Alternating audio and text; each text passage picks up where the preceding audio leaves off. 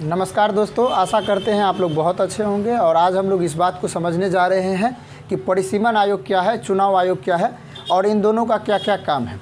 ज़रा इस बात से आप अनुमान लगाइए कि कोई भी क्षेत्र में चुनाव होता है तो उन क्षेत्र की सीमाएं कौन तय करता है। कहीं कहीं पर आपने सुना होगा कि वह क्षेत्र आरक्षित है, तो ये कौन तय करता है।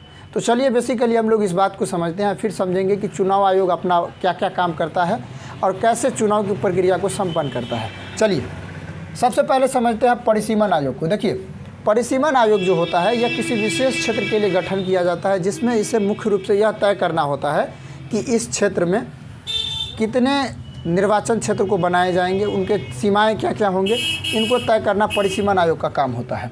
इसको बार बार गठन किया जाता है। जैसे हाल ही में जम्मू कश्मीर में परिसीमन आयोग का गठन किया गया था। क्यों किया गया था? ताकि वहाँ पे चुनाव होना था और चुनाव को संपन्न कराने के लिए सबसे पहले ज़रूरी है कि चुनाव का क्षेत्र घोषित हो, कौन कौन से क्षेत्र आरक्षित किए जाएंगे, किसके आधार पर आरक्षित किए जाते हैं, इस बात को हम लोग समझते हैं बेसिकली। चलिए सबसे पहला चुनाव आयोग का काम क्या है। सबसे पहला परिसीमन आयोग क्या करता है। परिसीमन आयोग तो कौन से क्षेत्र आरक्षित होंगे और उनके सीमाएं क्या क्या होंगे, इन्हीं का काम करती है परिसीमन आयोग। मुख्य रूप से इसका गठन करती है सरकार, जो एक स्वतंत्र संस्था होती है, अपने खुल के काम करती है, किसी के दबाव में या किसी भी प्रकार का कदम नहीं उठाती है। इसके बाद यह निर्वाचन क्षेत्र को आरक्षित करने का आधार मानती है सबसे पहला जनसंख्या की संरचना को और जातीयता की अनुपात को। इस बात को समझना ज़रूरी है कि जनसंख्या के संरचना के हिसाब से किसी क्षेत्र को कैसे आरक्षित घोषित किया जा सकता है। मान लीजिए कि कई ऐसे कोटिवार क्षेत्र हैं जहाँ पर सभी तरह की जातियाँ हैं और सभी में काफ़ी प्रेम है, बंधुत्व बना हुआ है, भाई बंधु है। तो उसमें ये मसला रखा जाता है कि इसमें अगर हम आरक्षित कर देंगे किसी छोटे जात के लिए तो कोई दिक्कत नहीं होने वाला है, लोग सपोर्ट करेंगे, कोई हिंसा या कोई दबाव इस क्षेत्र से नहीं होगा। दूसरा क्या है कि जातीयता की अनुपात। किसी क्षेत्र में जो है देखा जाता है कि किस जाति का अनुपात ज़्यादा है। मान लीजिए कि एससी या ओबीसी वाले के अनुपात ज़्यादा है तो आरक्षित कर दिया जाता है कि सिर्फ ओबीसी वाले ही चुनाव लड़ेंगे, ठीक है। तो उसमें भी कोटिवार का कभी कभी आरक्षित हो जाता है। तो ये काम सब कौन तय करता है? परिसीमन आयोग, जिसका आधार क्या है? जनसंख्या की संरचना और जातीयता की अनुपात। चलिए अब हम लोग समझते हैं कि चुनाव आयोग या निर्वाचन आयोग क्या है। चुनाव आयोग या निर्वाचन आयोग का जो स्थापना डेट है 25 जनवरी 1950 और ये भारतीय संविधान के अनुच्छेद 324 से लेकर के 329 तक के बीच में इसकी चर्चा मिलता है, जिसमें मुख्य रूप से बताया गया है कि इनमें क्या क्या है, किन किन चीज़ों को रखा गया है, किन किन चीज़ों के आधार पर ये अपना काम करेगी, ठीक है। यह भी एक स्वतंत्र संस्था है ना। स्वतंत्र संस्था होना ज़रूरी है, तब ना वो खुल के काम कर पाएगी। तो इस बात को हम लोग अभी समझ जाएंगे कि स्वतंत्र संस्था क्यों होना चाहिए। देखिए, चुनाव आयोग का सबसे पहला काम क्या है कि वोटर लिस्ट का अपडेट करना। वोटर लिस्ट का अपडेशन मतलब क्या है कि कोई भी व्यक्ति का मान लीजिए कि 18 साल हो गया है, मान लीजिए कि मेरा 18 साल हो गया है, अब मेरा चुनाव में वोट देने का अधिकार अभी तक नहीं था क्योंकि मैं 18 साल का नहीं हुआ था। अब मेरा अधिकार हो गया है, उम्र हो गया है, लेकिन हम डायरेक्ट वोटिंग नहीं कर सकते हैं।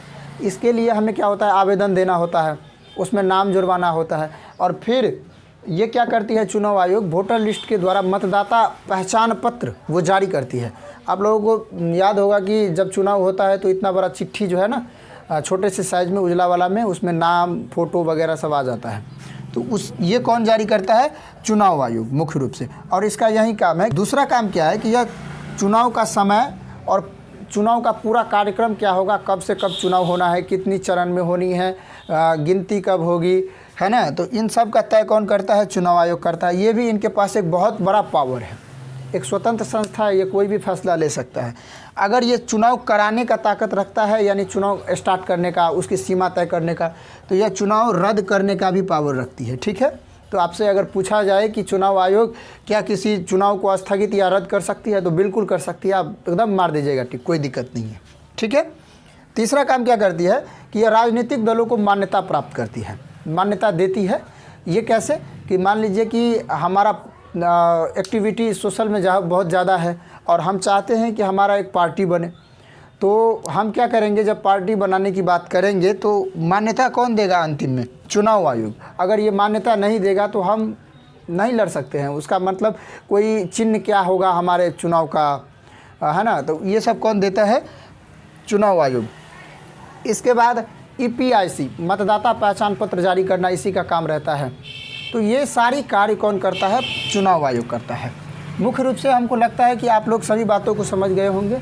परिसीमन आयोग प्रत्येक जनगणना के बाद स्थापित किया जाता है, जिसका मुख्य उद्देश्य रहता है कि निर्वाचन क्षेत्र के सीमाएं क्या होंगे और कौन कौन से क्षेत्र आरक्षित किए जाएंगे।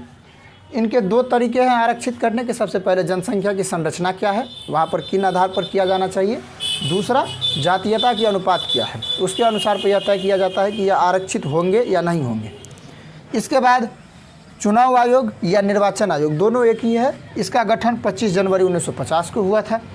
ये भारतीय संविधान के अनुच्छेद 324 और 329 तक में बताया गया है।